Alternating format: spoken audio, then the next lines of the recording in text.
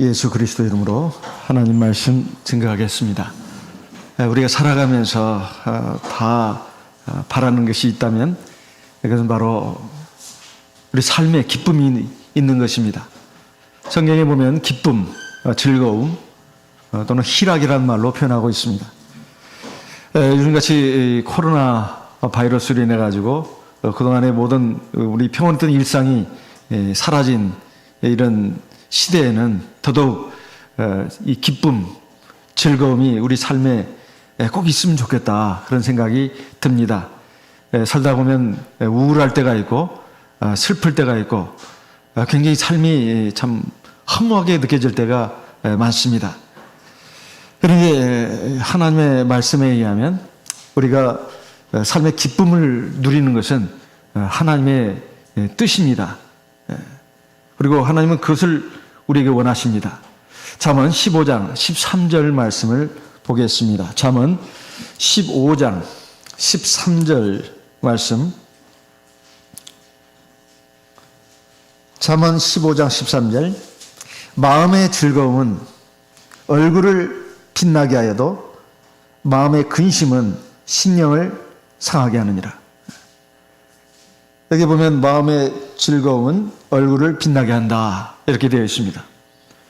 사람이 다 얼굴을 갖고 있는데요, 그 얼굴에 그 사람의 마음이 이렇게 반영되는 경우가 많습니다. 물론 그 마음을 갖다가 감추기 위해서 표정 관리를 하는 경우도 물론 많습니다만 대체로 숨길 수 없는 것이 그 사람의 얼굴입니다. 그 사람의 얼굴이 밝고 명랑하면 저 사람 참 지금 굉장히 기쁘고 즐겁게 살고 있구나 이런 마음이 들고, 그리고 그 사람의 마음이 얼굴이 어두우면 뭔가 근심이 있구나 이렇게 다 느끼지 않습니까?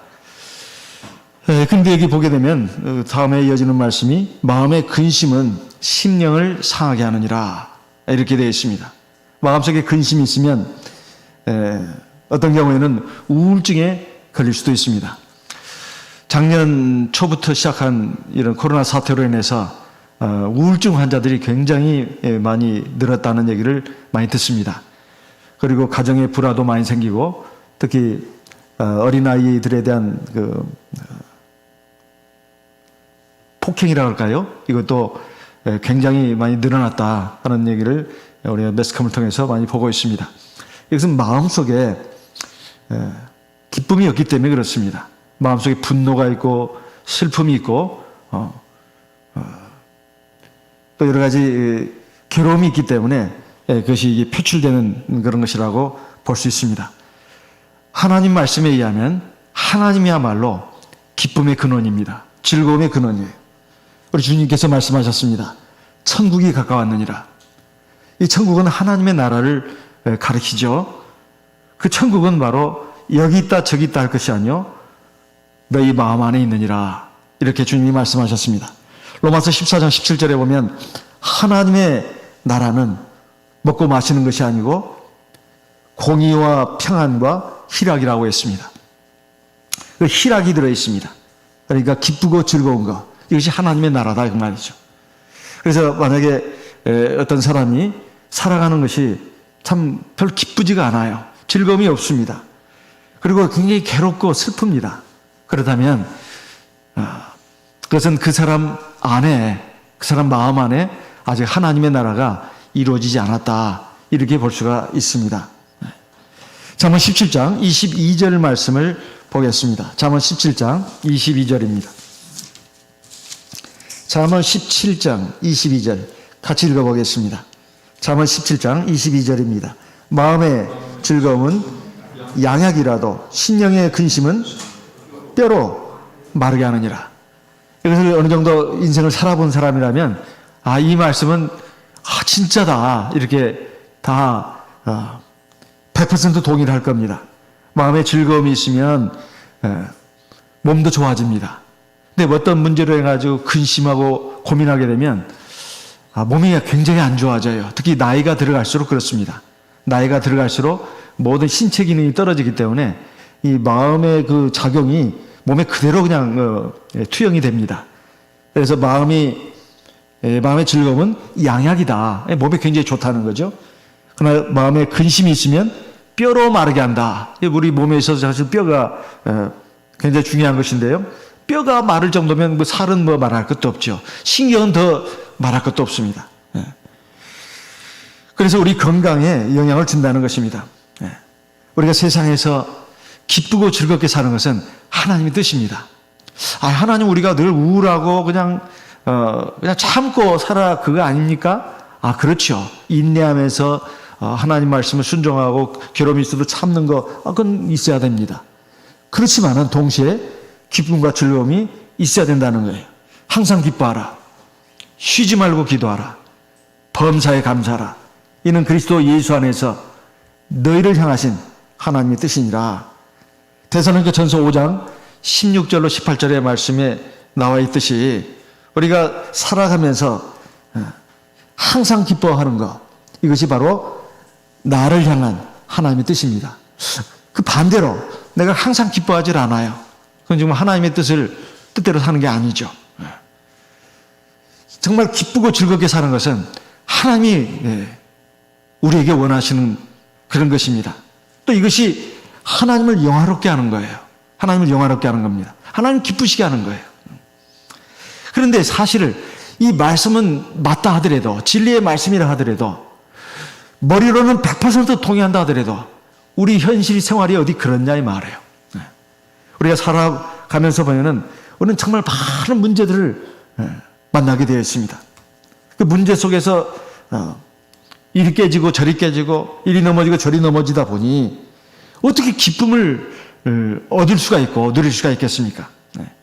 그런데 성경에서, 특히 신약 성경에서 바로 이 기쁨과 즐거움에 대해서 계속 강조를 한 사도가 있었습니다.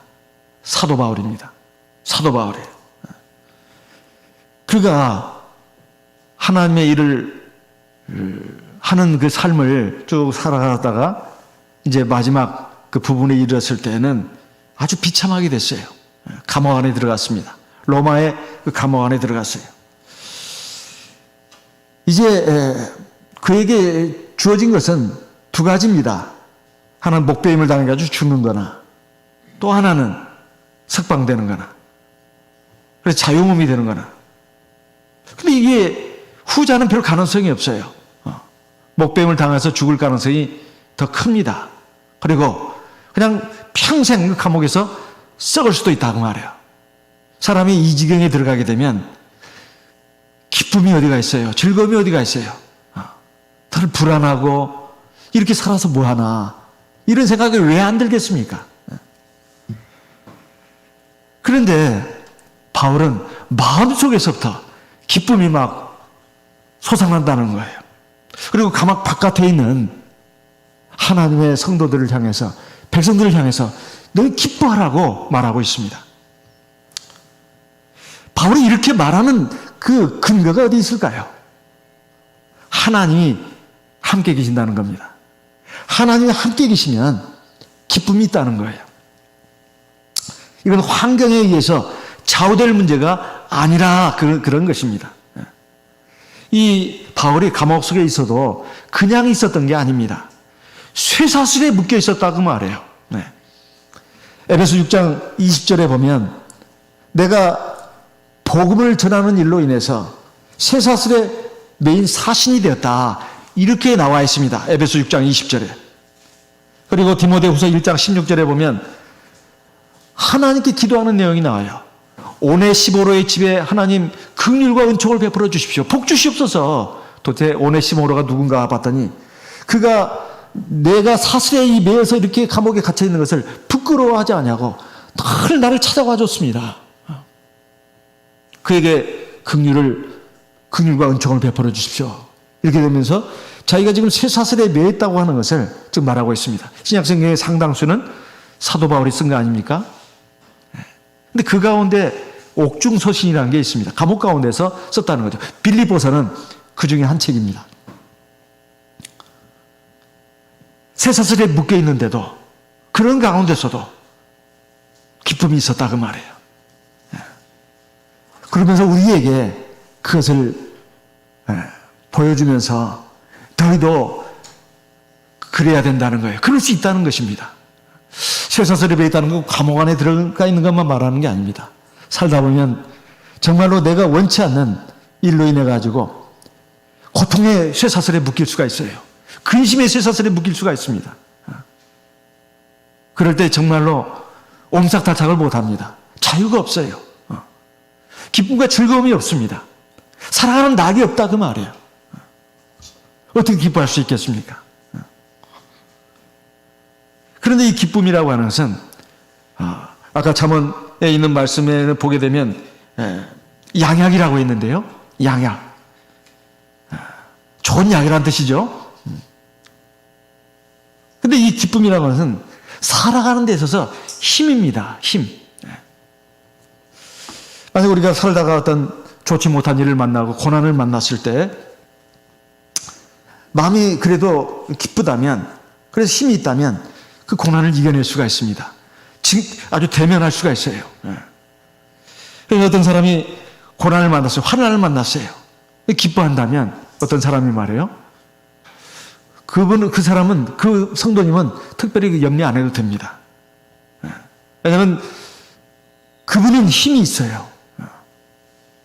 하나님이 그와 함께 계시기 때문에 그가 그것을 감당하는 것입니다. 그리고 기뻐하는 거예요. 근데 어떤 성도님이 정말 어려운 일을 만났습니다. 근데 전혀 기뻐하지 않아요.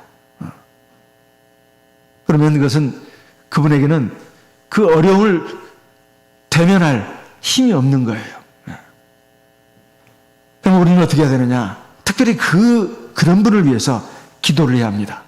어떤 어려운 일이 있는데 사실 살아가면서 어려운 일을 안 만나는 사람이 없어요.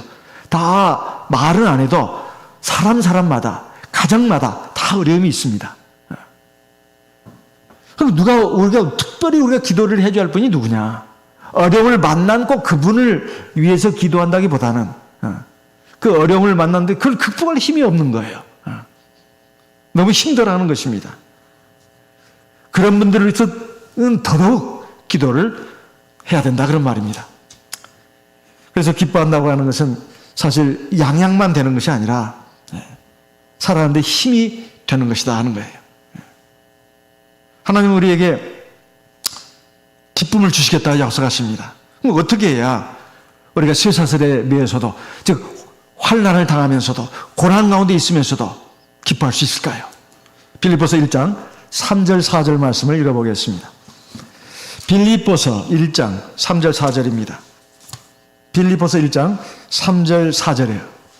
내가 너희를 생각할 때마다 나의 하나님께 감사하며 간구할 때마다 너희 무리를 위하여 기쁨으로 항상 간구함은. 지금 이것은 사도 바울이 빌립보 교회 성도들에게 준 편지 가운데 나온 말입니다. 내가 너희를 생각할 때마다, 이 너희는 빌립보 교회 성도들이에요. 내가 너희들을 생각할 때마다 내가 항상 하나님께 감사한다. 그리고 너희들을 위해서 기도할 때마다 내가 얼마나 기쁜지 모른다. 항상 내가 기뻐하는 가운데서 너희를 위해서 기도한다. 그렇게 말하고 있습니다. 대체 바울과 빌립보 교회와는 무슨 관계가 있을까요? 바울이 복음을 전하러 소아시를 거쳐서 유럽으로 갔을 때 3번에 걸쳐서 그 전도 여행을 했습니다. 성령께서 인도하셔가지고 빌립보 지역에 가게 됐는데 안식일이 됐습니다. 기도할 곳이 어디 있나 해가지고 강가로 나갔어요. 그랬더니 여러 부녀자들이 이렇게 모여 있었습니다. 거기서 예배를 드린 거예요. 이렇게 많은 신도들이 모였으니 하나님께 예배 드린 거예요. 거기에 하나님을 경외하는 한 여인이 있었는데 바로 두아디라 성에서 자주장사라는, 옷감장사라는 사람이죠. 루디아라고 하는 사람이 있었어요. 그 사람이 참 주의 깊게 사도 바울의 입에서 나오는 말씀에 귀를 기울였습니다. 그러면서 막 굉장히 기뻐했어요. 그래가지고 거기가 바로 그 빌립보 교회 1호 신도가 됐습니다. 그게 소중한 하나의 미랄이 돼가지고 빌립보 교회가 서게 된 거예요. 우리 참여수교는 그렇게 세워진 교회들이 많지 않습니까? 거제교회도 그런 경우죠. 어느 목자님의 따님이 거기서 이제 생활하게 됐는데 옆에 이웃집 사람들을 전도한 거예요. 남편이 대우조선을 다니고 그 대우조선 다니는 그 사람들, 그 주위에 이렇게 있었는데 전도를 한 거예요. 그래서 자기가 전도를 하는 한계를 느낀 거예요. 그래서 부산에 있는 지금 이제 원로 목자님으로 계십니다. 목자님을 초빙해서 말씀을 듣게 했습니다. 그랬더니 굉장히 기뻐하고 성령을 받았어요. 그 뒤에 이제 젊은 목자님 한 두 분이 다녀갔습니다. 제가 그때 청년 시절이었는데 그때 젊은 목자님 부산에 심호할 때 저도 한번 같이 간 적이 있었던 것 같습니다. 그래가지고 이제 거제교회가 이렇게 이제 신도들이 좀 늘어나게 됐고 제가 거기에 제 1호 목자로 부임을 하게 됐죠. 근데 원래 그 하나의 미라에서부터 시작된 것입니다. 그래가지고 교회가 이렇게 선 거예요. 이 바울은 이 빌립보 교회 교회가 어떻게 섰는지 그 초창기부터 쭉 알기 때문에 엄청 사랑했어요. 물론 다 사랑하지만 특별히 사랑했다고 말해요. 근데 이 성경의 그 빌립보서를 쓰게 될 때 사도 바울은 사실상 이제 목회자로서는 이제 그 말기에 해당되는 그 때였어요. 이제 감옥에 들어가서 죽을 날을 기다리고 있는 거죠. 근데 빌립보 교회 성도들을 생각하면서 굉장히 기뻐했다고 했습니다. 근데 왜 이렇게 기뻐했냐 이 말이에요. 8절 보겠습니다. 빌립보서 1장 8절 같이 읽어보겠습니다. 빌립보서 1장 8절입니다. 내가 예수 그리스도의 심장으로 너희 무리를 어떻게 사모하는지 하나님이 내 증인이시니라. 사랑이에요, 사랑. 그 사랑하는 마음이 있으니까 기쁨이 나오는 거예요. 내가 너희를 얼마나 사랑하는지 그것도 이것을 표현했는데 예수 그리스도의 심장으로 그랬습니다. 심장은 염통 아니겠어요? 염통. 예수 그리스도의 심장으로 너희를 얼마나 사랑하는지 하나님이 증인이시다. 하나님만이 아신다는 거죠. 예수 그리스도의 심장이 뭐겠습니까? 예수 그리스도의 사랑입니다. 사랑. 그러니까 사도 바울과 빌립보 교회의 관계는 주 예수님의 사랑을 통해서 하나로 묶여있는 상태다 이 말이에요. 이런 사랑은 아무리 많은 시간이 흘러도 우리가 아무리 멀리 떨어져 있어도 변함이 없이 존재하는 진짜 사랑입니다. 이 사랑 때문에 바울은 빌립보 교회 성도들을 생각할 때마다 하나님께 항상 감사하고 기도할 때마다 기쁨이 넘친다는 거예요. 그리고 그 뒤에 이어지는 말씀을 보게 되면 빌립보 교회 성도들의 신앙이 성장하기 때문에 그 성장하는 것을 보면서 기쁨이 넘친다는 거예요. 우리가 살아가면서 어떻게 기쁨을 찾아 누릴 수가 있을 것인가? 사랑이 있어야 합니다. 고린도전서 4장 15절 말씀을 보겠습니다. 고린도전서 4장 15절입니다. 고린도전서 4장 15절 같이 읽어보겠습니다. 고린도전서 4장 15절 같이 읽습니다. 그리스도 안에서 1만 스승이 있으되 아비는 많지 아니하니 그리스도 예수 안에서 복음으로써 내가 너희를 낳았습니다. 요즘은 우리나라 복지가 잘 돼가지고 여자가 결혼해가지고 아이를 낳기만 하면 옛날에 그 어머니들에 비해서는 그렇게 고생이 많지 않다고 할 수 있습니다. 왜냐하면 나라에서 많이 보조를 해주니까요. 몇 살만 되면 어린이집도 가게 하고 그리고 유치원도 가게 하고 나라에서도 지원도 해준단 말이에요. 그런데도 쉽게 그 어머니들을 아이들을 거기에 맡기지 못하는 경우도 있습니다. 대다수는 안 그러겠습니다만 간혹 가다 보면 역시 어머니와 다른 그런 모습을 보이는 그런 현장이 일어나기도 합니다. 사실 세상에는 많은 스승이 있어요. 교사가 있습니다. 하지만 사랑이 없으면 그것은 이성적인 일에 끝나고 맙니다. 그런데 어머니가 아이를 키우는 거하고 보모가, 보육교사가 아이를 키우는 거하고는 차이가 있습니다. 물론 아주 훌륭한 보육교사, 모범적인 보모는 어머니 같은 마음으로 하겠죠. 근데 사실 그게 현실적으로 불가능한 것이, 어머니는 자기 아이들 한두 명밖에 안 돼요. 요즘 같은 경우는. 근데 보육교사들은 그게 아니잖아요. 아이들을 많이 돌봐야 합니다. 쉬운 일이 아니죠. 또 집에 가면 자기 아이들도 있겠죠. 이게 굉장히 고생스러운 일이에요. 사실 어머니한테도 고생스러운 일입니다. 근데 어머니가 아이를 돌보는데 사실 그 고생으로 여기질 않아요. 왜 그런가? 사랑이 있기 때문에 그래요. 아이들은 그 아이들이 막 그 말 한마디 한마디 하는 거, 웃는 거, 움직임 하나하나, 웃음소리, 그게 엄마의 눈에는 다 기쁨이에요. 즐거움입니다. 왜? 엄마에게는 사랑이 있다 이 말이에요. 근데 그 보모에게는, 보육교사에게는 그 엄마와 같은 사랑은 100%로 있지 않습니다. 그래서 아이들이 이리저리 뛰어다니고 배고플 때 칭얼대고 이것저것 해달라고 그러면은 막 짜증이 난다 이 말이에요. 성가 싫어요. 너무 힘듭니다.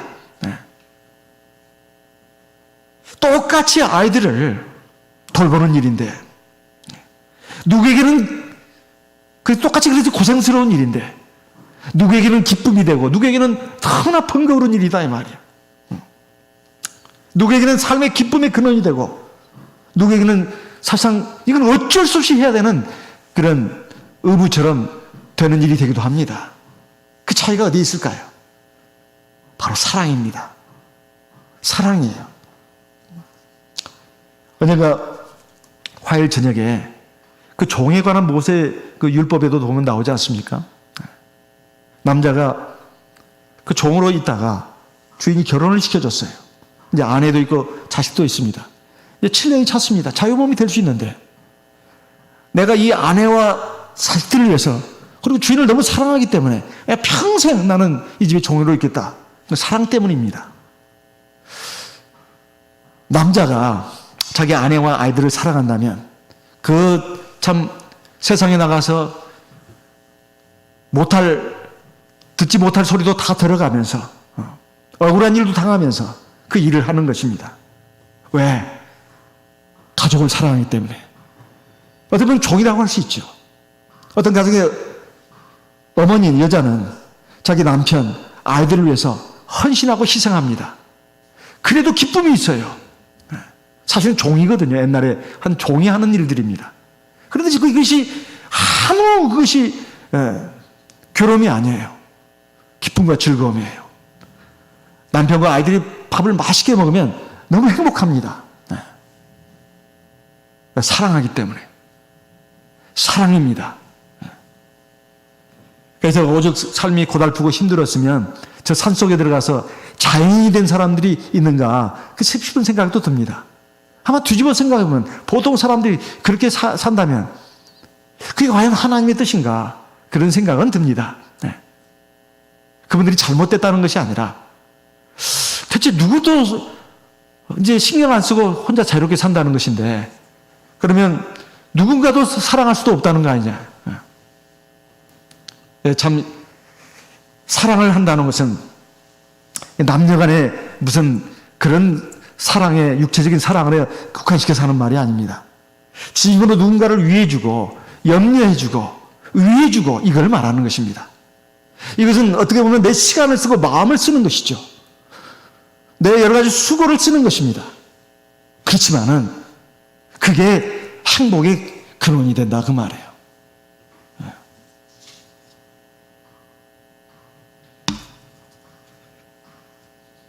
우리가 어떻게 예수 그리스도의 심장을 알 수 있을까요? 하루 일과를 마치고 집에 돌아오면 가족들이 참 기뻐합니다. 아, 아빠 오셨다고, 엄마 오셨다고. 집에 왔는데 엄마가 안 계셔요. 아빠가 안 계셔요. 아이들 마음 굉장히 허전합니다. 근데 아빠가 들어오시고 엄마가 들어오시면 마음이 기뻐지고 즐거워져요. 아이들의 입장에 봤을 때. 왜 그럴까요? 사랑하는 아빠고 사랑하는 엄마이기 때문에 그래요. 부모도 마찬가지입니다. 아이들이 이제 저녁 무렵 되면 다 학교에서 직장에서 돌아옵니다. 부모 마음이 좋아져요. 왜 그럴까요? 내 사랑하는 이들이기 때문에 그래요. 근데 이것을 확대시킬 필요가 있습니다. 교회에 와서 우리가 형제 자매들을 보면 왜 우리가 형제 자매라고 합니까? 예수의 피로 하나님의 영을 같이 또 나눴잖아요. 그래서 형제 자매라고 하는 겁니다. 우리가 영원한 하나님 집에 가서 살 때 우리 같이 지금 살 사람들이에요. 혈육적인 그 가족 관계에서 조금 더 넓혀야 되겠다. 넓혀야 되겠다는 거예요. 그럼 교회 형제 자매입니다. 누가 잘 되면 그 내가 잘 된 거예요. 기쁨이 오는 겁니다. 누가 어려우면 내가 어려운 것처럼 힘이 드는 거예요. 이건 가족이에요. 근데 누가 잘 되면 배가 아파요. 이건 가족이 아닙니다. 이건 남이에요. 누가 잘못됐으면 쌤통이다 이렇게 생각이 듭니다. 이건 남입니다. 그것도 아주 사이가 나쁜 남이죠. 우리가 정말 한 가족이라면 누가 잘 되고 좋은 일이 생긴 것이 내 기쁨이 돼야 합니다. 이건 사랑이 있기 때문에 그러는 거예요. 가족끼리는 다 사랑합니다. 우리가 주 안에서 한 가족이라면 그런 마음을 가져야 된다. 그런 말입니다. 이것은 누가 누구에게 해야 된다. 그 말이 아닙니다. 이건 각자 하나님 앞에서 하나님이 나에게 주신 말씀이다. 이렇게 생각하시면 됩니다. 가정에서 사실 아이들 때문에 부모가 바쁠 경우가 많습니다. 자녀의 생일, 시간을 써야 되죠. 또 돈도 써야 합니다. 부모님이 생일이에요. 시간도 써야 되고 돈도 써야 됩니다. 그리고 즐거운 한때를 가져야 돼요. 꼭 케이크가 아니라 하더라도 맛있게 식사를 하면서 아유 오늘 네 생일이구나 축하한다. 그러면서 이제 담소도 나누고 즐거운 한때를 가지는 거예요. 그게 바로 행복한 시간 아니겠습니까? 이 사랑의 모임이기 때문에 기쁨이 나온다 그 말이에요. 우리가 교회에 와서도 하나님께 예배를 드립니다. 예배 드리고 나서는 서로 인사를 나누지 않습니까? 지금은 이제 코로나 때문에 그 평온한 일상이 깨졌긴 했습니다만 교회 오면은 같이 차도 마시면서 담소도 나누고 이거 참 그 사랑의 교제 시간이잖아요. 사실 먹어야 되기 때문에 뭐 차를 마셔야 되기 때문에 그런 건 아닙니다. 교제를 위해서 있는 거예요. 그래서 뭐가 살진 고기를 놓고 다투고 싸우는 것보다는 여간 채소를 먹고 화목하는 것이 낫다고 잠언에도 그런 말씀 있지 않습니까?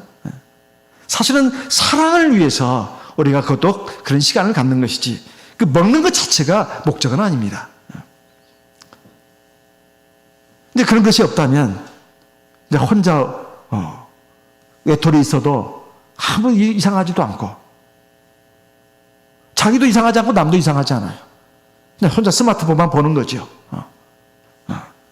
참 삭막하다고 할 수 있습니다. 그렇지만 우리가 한 가족이라면 서로 니네 할 것 없이 우리는 다 한 가족이기 때문에 파당이 있을 수가 없어요. 또 무슨 분파가 있을 수도 없습니다. 가족에서도 분파가 있을 수는 없잖아요. 엄마와 아들, 아빠와 딸 파가 나눠가지고 이렇게 서로 따로따로 밥 먹고 따로따로 지내고 그런 건 없지 않습니까? 우리가 서로에게 관심을 가지고 안위를 걱정하고 염려하고 진심으로 그를 위해서 기도해 주는 것은 사실은 내가 그를 사랑하기 때문에 그러는 거예요. 그러면 기쁨이 넘칩니다. 기쁨이 넘치는 거예요. 사실 주는 자보다도 받는 것보다도 주는 것이 복이 있다고 하잖아요. 저는 사회의 유명 연예인들이 자기는 지금 전세 살고 빚도 있다고 하면서 그 나오는 그 엄청난 수입들을 갖다가 그 기부를 한다. 그 왜 그렇게 하냐고 하니까 처음에 자기는 그걸 몰랐다는 거예요. 그러면 고아원에 가서 자기도 그냥 따라가가지고 이렇게 했는데 그렇게 좋아하더라는 거예요. 근데 갑자기 기분이 좋아지더래요. 아, 이거구나.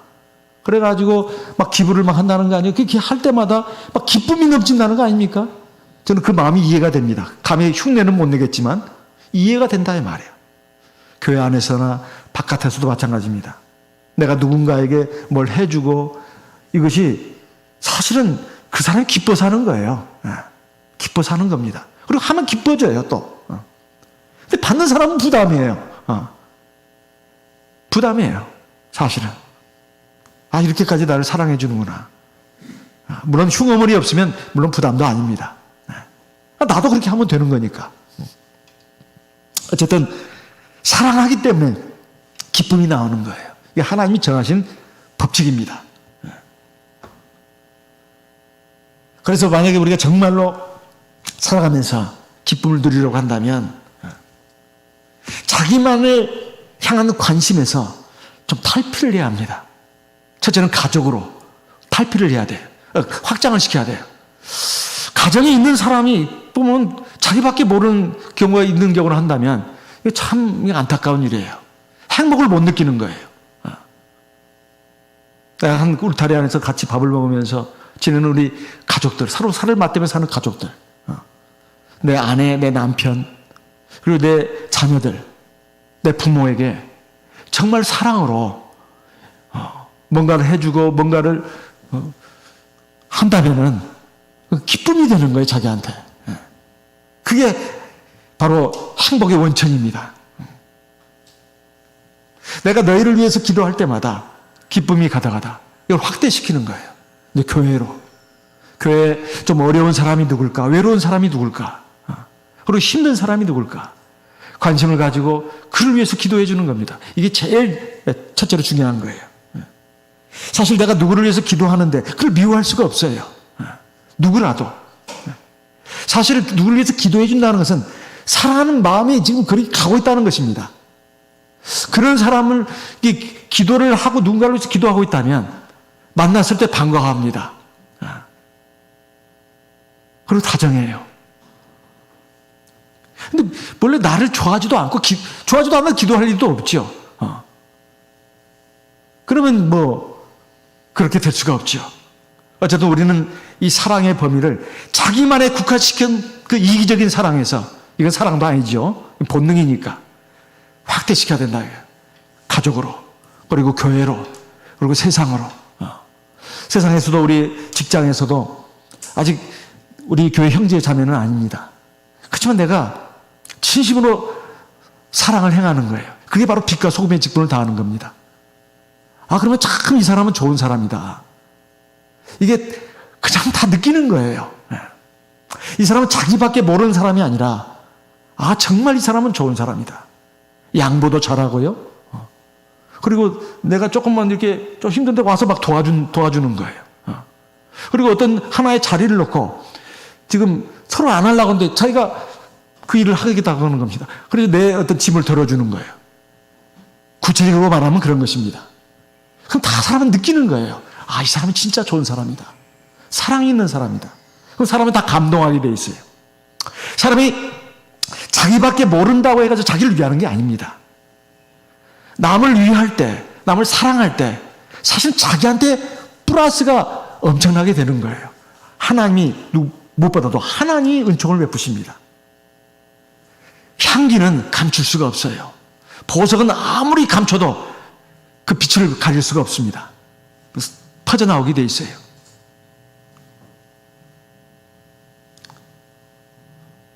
그런데 왜 이렇게 그 사도 바울이 이렇게 빌립보 교회 성도들을 사랑한다고 말했느냐? 그리고 너희들을 위해서 기도할 때면 왜 내가 기쁨이 넘친다고 말했느냐? 빌립보 1장 4절 말씀을 보겠습니다. 첫날부터 이제까지 복음에서 너희가 교제함을 인함이라. 이것입니다. 하나님 말씀 안에서 바로 서 있다 이 말이에요. 그리고 하나님 말씀 안에서 자라가더라 이 말이에요. 이거 굉장히 기쁨이에요. 내가 정말 누군가를 사랑한다면 한결같이 바라는 것이 있어요. 그가 잘 됐으면 좋겠다 그런 것이 있어요. 그가 잘 됐으면 잘 된다는 것이 말입니다. 꼭 육신적으로 세상적으로 잘 되는 것만을 말하는 게 아니에요. 모든 상태가 좋아졌으면 그거예요. 특히 신앙 안에서 누군가를 사랑한다면 그가 정말 좋은 사람이 되었으면, 좋은 성도가 되었으면 이렇게 간절히 바라는 마음이 있습니다. 선생님이 아이들을 가르칠 때는 이 아이들이 정말로 바르고 착하게 자랐으면, 그리고 공부를 잘했으면, 실력 있는 학생들이 되었으면, 이거 다 바라는 거예요, 선생님들이. 부모도 마찬가지입니다. 자식들이 이렇게 자식들을 사랑하는데 자식들이 바르게 잘 컸으면, 그리고 많은 사람들이 칭찬하고 인정하는 사람이 되었으면, 그의 좋은 행실과 좋은 성품과 그리고 그 자기 일에 열심을 해가지고 지혜와 지식도 얻었다 이 말이에요. 학교 공부도 대충 얼렁뚱땅 치우는 것이 아니라 열심히 했습니다. 머리는 좋지 않지만 열심히 했어요, 성실하게. 그 머리로서는 최선을 다했습니다. 그러면 칭찬이 나올 수밖에 없어요. 사도 바울은 빌립보 교회 신도들을 사랑했습니다. 그래서 그들이 정말로 잘 되기를 바랬어요. 좋아지기를 바랬어요. 그게 뭐냐면 영성이 성숙해지기를, 아름답게 되기를 바랬습니다. 그러면 어떻게 해야 될까요? 바울은 지금 감옥 안에 갇혀 있습니다. 공간적으로 좀 멀리 떨어져 있습니다. 어떻게 해야 되냐 이 말이에요. 만날래도 만날 수가 없어요. 자기는 쇠사슬에 묶여 있으니까요. 방법이 있다 이 말이에요. 기도를 하는 방법이 있다 이 말이에요. 우리가 누군가를 위해서 기도한다면 내가 그 누군가를 사랑한다는 것입니다. 내 사랑의 범위를 확대한다면 내 기도는 범위가 나만을 위한 그 기도에서 국한되지 않습니다. 내 가족, 우리 교회 형제자매, 그리고 우리 직장의 누구를 위해서도 기도를 한다 그 말이에요. 내가 교회 모든 성도를 위해서 기도하는 것은 바로 그것을 그분들을 사랑하고 있다는 증거입니다. 그것은 바로 우리 사랑이에요. 그래서 빌립보 1장 4절에 보면 내가 너희를 위해서 기도할 때마다 내가 기쁨으로 기도한다 이렇게 말하고 있습니다. 뭘 기도하느냐? 8절, 9절, 10절, 11절에 보면 믿음의 성장이에요. 그리고 영성의 성장입니다. 19절에 내가 기도하노라 너희 사랑을 지식과 모든 총명으로 점점 더 좋아지게 하사. 10절 너희로 지극히 선한 것을 분별하며 또 진실하여 허물 없이 그리스도의 날까지 이르고. 11절 예수 그리스도로 말미암아 의의 열매가 가득하여 하나님의 영광과 찬송이 되게 하시기를 구하노라. 너희들 정말 하나님 앞에 믿음 좋은 사람 되기 바란다. 그리고 착한 사람 되기 바란다. 그리고 의로운 사람 되기 바란다. 이거예요, 이거. 쉽게 말하면. 그것도 은혜와 진리의 말씀 가운데서. 그것을 위해서 기도를 한다는 것입니다. 바울은 감옥 안에서 또 기뻐했는데 바로 주님의 사랑이 그 안에 충만히 있었다 이 말이에요. 나의 사랑하고 사모하는 내 형제들아. 그렇게 말을 했습니다. 우리가 평소 생활에서 진심으로 마음을 다해서 사람을 사랑한다면, 누군가를 정말 사랑한다면 기쁨이 나옵니다. 자기밖에는 몰라요. 자기만 사랑할 줄 알아요. 그런 사람은 기쁨이 나올 수가 없어요. 하나님이 그렇게 만들었어요, 사람을. 이건 옳고 그르게의 문제가 아닙니다. 하나님이 사람을 그렇게 만들었어요. 하나님을 사랑하면 기쁨이 나도록 되어 있어요. 그리고 사람을 사랑하면 기쁨이 나도록 되어 있어요. 하나님이 인간을 그렇게 만들었다니까요. 하나님이 그런 분이니까. 그래서 내가 다른 사람에게 관심을 갖고 그 사람을 진리 가운데로 인도하고 그리고 그런 사람을 위해서 기도를 한다면 하나님께서 나에게 복 주십니다. 그리고 그 사람들은 반드시 성장할 수 있도록 하나님의 특별한 예외적인 뜻이 아니라면 반드시 성장할 수 있도록, 그리고 구원의 열매를 맺을 수 있도록 이끌어 가십니다. 그것이 또한 우리의 기쁨이 되는 거예요. 바울은 사슬에 매여서도 어떻게 기쁨을 누릴 수 있었는가? 사랑이 있었기 때문이다. 그 말입니다. 이게 굉장히 중요한 진리예요. 우리가 인생을 살아가면서 외부적인 환경이 어떻게 변하든, 코로나든 뭐든 무슨 바이러스가 또 앞으로 온다 하더라도 그것이 우리의 삶의 행복을 앗아가는 것이 아니라, 문제는 우리 마음 안에 하나님의 나라가 있어야 된다는 것입니다. 그리고 내가 하나님 나라 안에 있어야 된다는 거예요. 그리고 우리가 또 기쁨을 얻으려면 하나님의 일에 참여를 해야 합니다. 빌립보서 1장 12절 말씀을 보겠습니다. 빌립보서 1장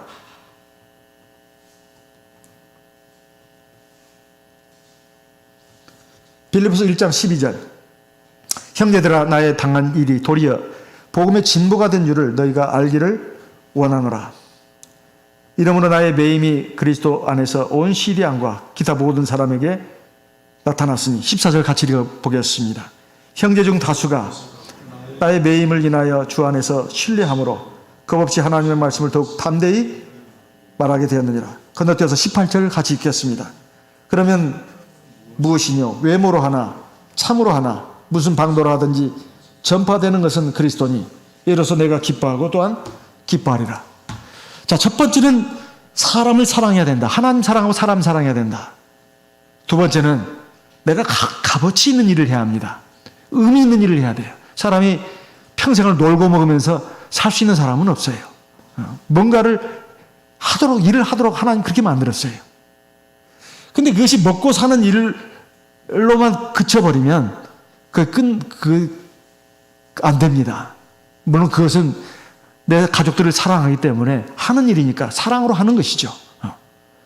먹고 사는 그 문제의 차원을 넘어서 가지고 정말로 의미 있고 값어치 있는 일을 해야 된다고 말해요. 그래야 기쁨이 나도록 되어 있습니다. 사실 바울은 복음을 전하다가 감옥에 갇히게 되었습니다. 우리가 객관적으로 인간적으로 생각한다면, 아니 내가 지금 하나님 일을 했는데 감옥에 갇히게 됐다 이 말이에요. 쇠사슬에 매게 됐다 이 말이에요. 하나님 나를 보호하지 않는단 말이에요.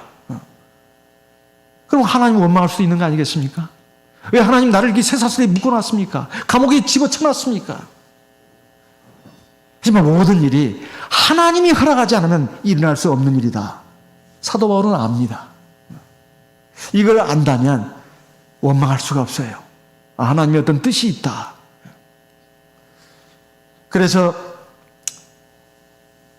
바울은 고난당한 것이 처음에는 이해가 안 됐고, 그래서 뭔가 하나님 뜻이 있겠지 생각을 했습니다. 근데 지나놓고 보니까 이것이 복음 전파에 굉장히 도움이 됐다고 말해요. 어떻게 해요? 14절 아까 말씀을 보니까 밖에 있는 신도들이 사도 바울이 하나님의 일을 하다가 감옥에 들어가서 아이고 참 어떻게 저런 일이 있을 수 있을까? 아이고 우리 조심해야 되겠다. 우리는 안 할래. 그게 아닙니다. 사도 바울이 전하는 하나님의 말씀이 진리의 말씀이에요. 생명의 말씀이에요. 그리고 하나님은 살아계십니다. 이걸 이제 우리가 해야 되겠다. 우리는 지금까지 편하게만 먹고 살았다 이거예요. 사도 바울이 그 복음을 전하다가 갇히게 됐는데 우리가 가만히 있을 수냐? 그래가지고 막 그냥 나가서 복음을 전했다 그 말입니다. 더 열심을 내게 됐다 그 말이에요. 그래서 바울은 감옥 안에서 생각했습니다. 내가 감옥 안에 갇히게 되고 쇠사슬에 묶이게 된 걸 좀 처음에 이상했는데 이게 다 뜻이 있었구나. 이게 하나님의 지혜구나. 우리 일생은 단 한 번 사는 삶을 삽니다. 이 한 번 사는 삶을 어떻게 살아야 할 것인가? 의미가 있고 값어치 있는 일을 위해서 고생을 하는 이것은 정말로 값어치가 있습니다. 가장 의미가 있고 값어치 있는 일 뭐겠습니까? 바로 우리가 주님을 위해서 고난을 당하는 거예요. 주님을 위해서 고난을 당한다고 하는 것은 바로 하나님의 말씀, 생명의 말씀을 전하는 걸 말합니다. 사도행전 5장 41절, 42절 말씀을 보겠습니다. 사도행전 5장입니다. 사도행전 5장 41절 42절. 사도행전 5장 41절. 사도행전 5장 41절. 사도들은 그 이름을 위하여 능욕받는 일에 합당한 자로 여기심을 기뻐하면서 공회 앞을 떠나니라. 저희가 날마다 성전에 있든지 집에 있든지 예수는 그리스도라 가르치기와 전도하기를 쉬지 아니하니라. 40절에 보면 저희가 올케에게 사도들을 불러들여 채찍질하며 예수의 이름으로 말하는 것을 금하고도오나. 지금 하나님의 일을 하면서 채찍질도 당하고 또 핍박을 받았습니다. 그런데도 굉장히 기뻐했다 이 말이에요. 참 세상 사람들의 눈에 봤을 때는 이해가 안 될 일입니다. 근데 의미가 있고 값어치는 일을 위해서 고난을 받는 것은 복이 있다 그런 말이에요. 우리가 매일매일 살면서 잠자리에 드는 시간이 되면 지난 하루를 돌아보면서 내가 오늘 하루를 어떻게 살았나 아마 돌아보는 시간을 가지는 경우가 많을 것입니다. 근데 내가 오늘 하루를 살았는데 의미가 있는 일을 하지를 안 했다. 그냥 어영부영 시간을 보냈다. 이런 밤에 잠자리 들 때 굉장히 허전합니다. 굉장히 허전해요. 그런데 내가 오늘 정말 좀 힘이 들긴 했지만 의미가 있고 값어치 있는 일을 했어요. 그러면 기쁨이 넘칩니다. 우리가 기쁨이 넘치는 삶을 살려면 좀 고생이 되더라도 의미가 있는 일을 위해서는 그 일을 해야 됩니다. 제가 외국에서 나온 우리 교회 간증 자료를 보니까 이런 내용이 있었습니다. 어느 교회에서 회당으로 쓸 건물을 구입을 했습니다. 근데 그 교회가 돈이 별로 없었어요. 회당을 딱 구입하고 나니까 어떻게 새로 뭐 단장할 돈이 없는 거예요. 그런데 건물을 구입하고 나서 안식일 지나고 일요일 아침이 일찍이 됐습니다. 청년들이 우르르 작업복을 입고 나왔어요. 그래가지고 막 그 페인트 칠을 막 했다는 것입니다. 신도들이 그걸 보고 다 기뻐했어요. 물론 그 수고를 하는 청년들도 기뻐했습니다. 아침 일찍부터 저녁 늦게까지 회당에 새로 구입한 회당에 막 페인트 칠을 했는데 얼마나 그 지루하고 따분한 일이고 또 귀한 시간을 쓰는 것입니까? 그런데도 그 일을 하는 청년들도 기뻐하면서 했고 그걸 바라보는 일반 신도들도 다 기뻐했습니다. 그 청년들한테 물론 돈은 지불을 할 돈도 없었으니까 지불을 못했습니다. 대만의 어느 산지교에서도 그런 간증이 있지 않았습니까? 그 가난한 산지교회들인데 그 중앙에다가 아주 자기들 집보다도 훨씬 좋은 건물로 교회당을 지었어요. 근데 그 마을에 불이 났습니다. 그 불이 막 삽시간에 막 퍼지기 시작했어요. 신도들이 이제 난리가 난 거죠. 그 마을 신도들이 거의 다 우리 참여식 신도들인데. 그런데 전부 다 물동이들을 하나씩 들고는 자기 집 불을 끄는 것이 아니라 교회로 달려갔습니다. 교회로 와가지고 교회에다가 막 물을 붓는 거예요. 교회에다가. 왜? 그래가지고 결국 어떻게 됐냐? 마을이 다 타버렸어요. 우리 신도들 집도 다 타버렸습니다. 살아남은 건물은 교회당밖에 없었어요. 어떻게 됐을까요? 다 바보 같은 짓을 한 거 아니에요? 사람이 다 자기부터 챙기고 보는 거 아닙니까? 근데 그러지 않았어요. 하나님께서 우리 교회 모든 성도님들을 복 주셨어요. 그래가지고 그 전에 집보다 더 좋은 집들을 짓게 하고 또 물질적으로도 많은 복을 주셨다고 하는 이런 간증이 아주 대만교회 역사상 아주 유명한 간증 중에 하나로 지금 계속 전해져 내려오고 있지 않습니까? 많은 청년들이 교회에 와서 열심히 페인트 칠을 했습니다. 청년들도 그리고 그걸 같이 도와주는 신도들도 기뻐했습니다. 회당 건물이 아주 아름답게 됐어요. 왜 그렇게 했을까요? 하나님의 집이니까. 교회는 하나님의 집이니까. 우리가 정말로 기쁨을 누리려면 내가 하나님을 위해서 뭔가 의미 있는 일을 해야 되겠다. 그러면 설령 그것이 고생이 된다 할지라도 기쁨이 됩니다. 이것은 가족을 위해서도 마찬가지예요. 내가 사랑하는 마음으로 한다면 정말 기쁨이 있습니다. 주는 자가 받는 자보다 복이 있다는 것은 진리입니다. 그래서 우리가 살아가면서 때로 쇠사슬에 묶인 그런 삶을 맞이할 때가 있습니다. 하나님은 나를 사랑하신다면 어찌 나를 이렇게 만드시나, 감옥에 들어가게 하시고 쇠사슬에 묶여가지고 옴싹달싹도 못하게 하시는가. 하나님 원망하고 그럴 것이 아니라 하나님이 이런 가운데서도 나를 통해서 뭔가 이루시려는 큰 뜻이 있나 보다, 이것을 깨닫고 우리가 하나님께 감사하고 그 쇠사슬에 묶여 있으면서도 할 일이 있지 않습니까? 바로 기도하는 것. 그리고 입은 열려져 있잖아요. 기도할 수 있습니다. 그리고 할 수 있다면 밖에 있는 그런 아직도 자유를 누리고 있는 가족들을 위해서, 성도들을 위해서 내가 뭔가 비록 많이 알지는 못하지만 하나님의 말씀으로 위로하고 격려하고 그리고 권고할 수 있잖아요. 그러면 하나님께서 내게 기쁨을 주십니다. 그리고 나를 진짜 완전한 자유인으로 만들어 주시는 거예요. 우리는 쇠사슬에 매인 것을 초월할 수 있습니다. 우리는 고난 중에서도 기뻐할 수 있어요. 지금 우리가 이 세상에 살면서 무슨 이유 때문에 다 일상의 제약을 받고 생활에 자유가 없다고, 그래서 너무 기쁨과 즐거움이 없고 재미난 것이 하나도 없다고 이렇게 말하는 많은 사람들을 봅니다. 우리는 어떻습니까? 우리의 기쁨의 근원은 도대체 어디에 있습니까? 바로 하나님 아니겠습니까? 하나님이 바로 우리의 기쁨 아니겠습니까? 그리고 하나님이 우리에게 기쁨을 항상 기뻐하라고 말하고 있습니다. 어떻게 기뻐하겠습니까? 쇠사슬에 묶여 있는데 바로 사랑하는 것입니다. 그리고 고난이 있더라도, 고생스럽더라도 내가 의미 있고 값어치 있는 일을 하는 것입니다. 하나님을 기쁘게 하는 겁니다. 그러면 내 삶에 기쁨이 넘칩니다. 그리고 나는 행복자가 됩니다. 저와 우리 모든 성도님들 완전한 행복자가 되시기를 예수님의 이름으로 축원하는 바입니다. 다 같이 기도하겠습니다. 이 시간 들으신 말씀을 기억하시고 우리 하나님 앞에 기도하겠습니다. 특별히 병으로 고생하시는 우리 성도님들을 위해서도 기도하도록 하겠습니다. 성령으로 기도하겠습니다.